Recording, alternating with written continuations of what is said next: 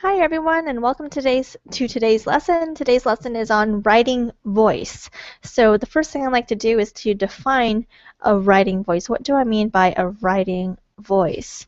Well, I have a definition on the screen. Hopefully you can see that. It says that your own writing style, your writing voice is your own writing style. The way that you choose words, arrange words, and punctuate words. So all the little decisions that go into writing, choosing words, choosing the order of those words, and then even the way that you punctuate those words, whether you choose to write short sentences, long sentences, all of those elements when combined together equals your writing voice. And as it says in this definition, everyone has their own writing style. It's your own writing style. There isn't one writing voice that is the best writing voice and everyone needs to just learn that writing voice. Everyone will work on developing their own writing voice. So this brings me into two more comments about writing voice. First of all, as I just kind of mentioned, everyone has a unique writing style. So don't go and read books and then try to copy the way that that author writes. It can be very helpful to analyze other people's writing styles, and we're actually going to do that in just a minute, but don't try to copy them. And the reason why you shouldn't do that is because everyone has a unique writing style. You are a unique person with unique interests, with a unique view on the world, and that should come through in your writing style. You don't want to just try to be even your favorite author. You want to develop your own unique style. And also note that that style can change over time.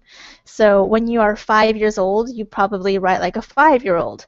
But thankfully, once you get older, you don't write like a 5-year-old anymore. Your writing style changes. And even the writing style you have now might change as you grow up, as you become an adult. So don't be afraid if you see your style changing. That's okay, as long as you aren't forcing it to change just to be like someone else. And so I think what I'm trying to say is that the change should come naturally. It just happens naturally over time as you have new experiences, as you mature. So 2 points here. First of all, everyone has a unique writing style, and secondly, that style can change over time. And I've noticed this in my own life as well. Okay, so let's go ahead and analyze some writing voices. Again, we aren't analyzing them to copy these people. We're just analyzing them to get ideas for our own writing voices and just to see what works for them and what doesn't work, just to make observations. So this is the writing voice of C.S. Lewis, a famous author who wrote the Chronicles of Narnia series, as well as some other theology kind of books. But this is an excerpt from The Lion, the Witch, and the Wardrobe, and let's just go ahead and analyze the opening section of the first chapter. So if you want to pause the video and actually read through it, go ahead. I'm just going to be making some observations. So let's go ahead and look at that first section where I have in bold text, where it says this story is about something that happened to them. I've noticed one thing about C.S. Lewis is that he writes his writing has a strong narrator kind of sound. It doesn't sound like you're so much in the action. It kind of sounds like a storyteller, like someone is telling the story. And I can clearly see that in the second sentence where it says, this story is about something that happened to them. It definitely sounds like a narrator. So a strong narrator voice in his writing style. I also noticed that there's a lot of detail in his writing. You'll notice some details here. 10 miles from the nearest railway station, 2 miles to the nearest post office. So a lot of detail in his writing. I also noticed that his vocabulary is pretty simple. He doesn't use a lot of big words, probably because he's writing for children. So he describes the house as a very large house. He doesn't really use, vocabulary words that no one has heard of. I also noticed that he likes to use a lot of parenthetical sentences and comments. That would be sentences that are in parentheses. Even in just this first paragraph, I see 3 parentheses. And I've made the first one in bold. So a lot of little comments here and there about the story, and that again reinforces that narrator type of writing style. All right, one more observation. I noticed that he is telling the story from the perspective of the children, kind of giving an inside view. It says that Edmund wanted to laugh and had to keep on pretending he was blowing his nose to hide it. So kind of telling us what Edmund was really doing, even though it looked like he was just blowing his nose. So told from the perspective of the children. So just some observations on C.S. Lewis's writing style, and also since he was a British author, there's a lot of British slang in his writing. So a very distinct style. Again, we aren't studying his writing style so you can copy it. We're just studying it to make observations, and you can actually do the same with your own writing. Get a sample of your writing and make observations about your own writing style so that you can understand it better and figure out what you like about it and some things that maybe you would like to change. Okay, let's go ahead and look at one more. This is the writing voice of Charles Dickens. And again, if you would like to pause the video so that you can read it through, go ahead.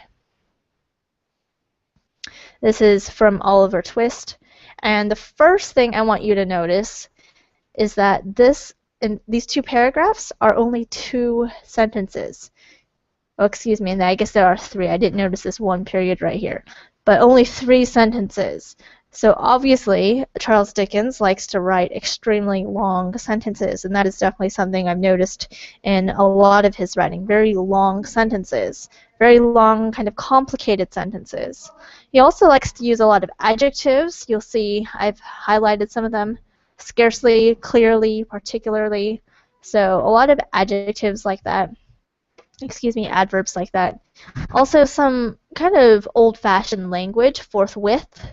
That's sort of an old term, and I guess Charles Dickens did live a little bit ago, but still it seems kind of old-fashioned even for that time. So very long sentences, a lot of adverbs, kind of old-fashioned language, and also a little bit awkward language. I highlighted by this intelligence.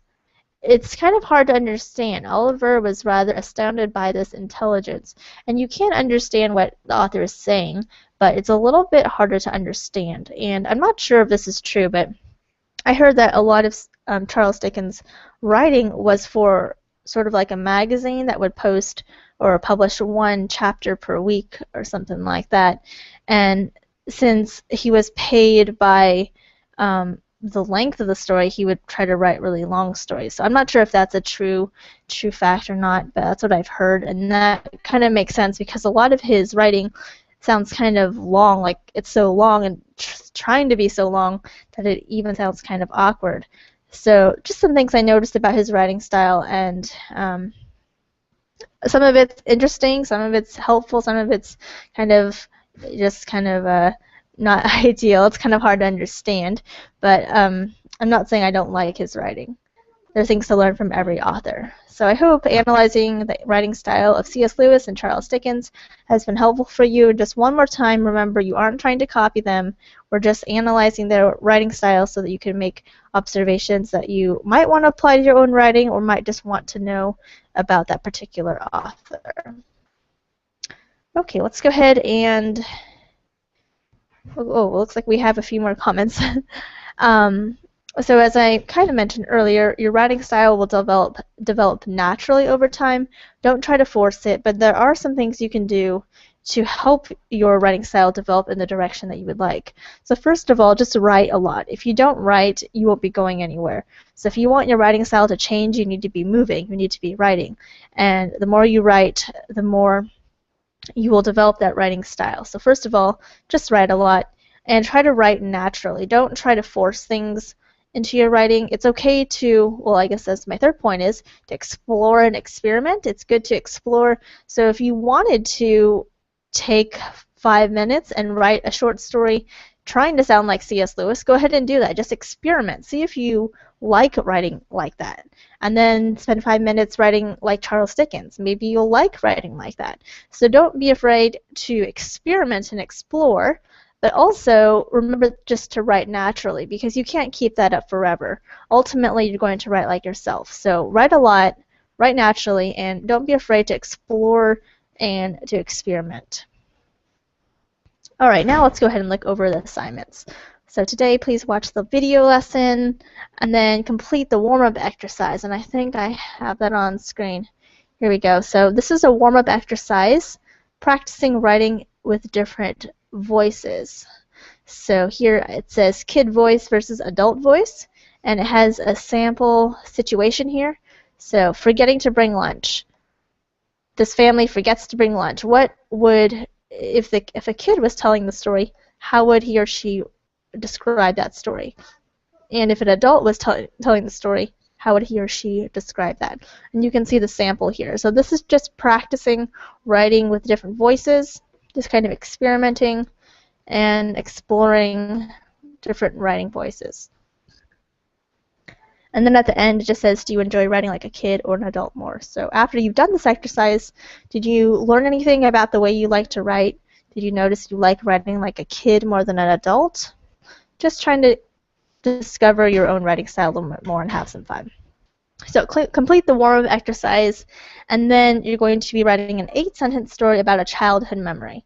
And it could be from 3 months ago or 3 years ago, whatever you like. And while you're doing that, make sure you pay attention to your writing voice, since that's the focus of today's lesson. Of course, the next step is to post your work and to leave 2 comments on someone else's work, and then finally to submit your progress report. So, in summary, today we covered the first lesson on writing voice. Remember that everyone has their own writing voice. Don't try to be like someone else. Your writing voice will develop naturally over time, and it can change over time. So if you think that your writing voice is fairly good, but you wish that it sounded a little bit more mature or more professional or something, that's okay. Just be patient with yourself. It will develop over time as you become more mature. So don't force it. If you force it, it will sound really awkward. So just let it develop naturally over time. And remember the things that you can do in order to help that, and that's mainly just writing a lot to practice that. And don't be afraid to try some new things. So there are some things you can do. All right, well, this wraps up lesson 3 on writing voice part 1, and I hope you have a great rest of the lesson. If you have any questions, please let me know.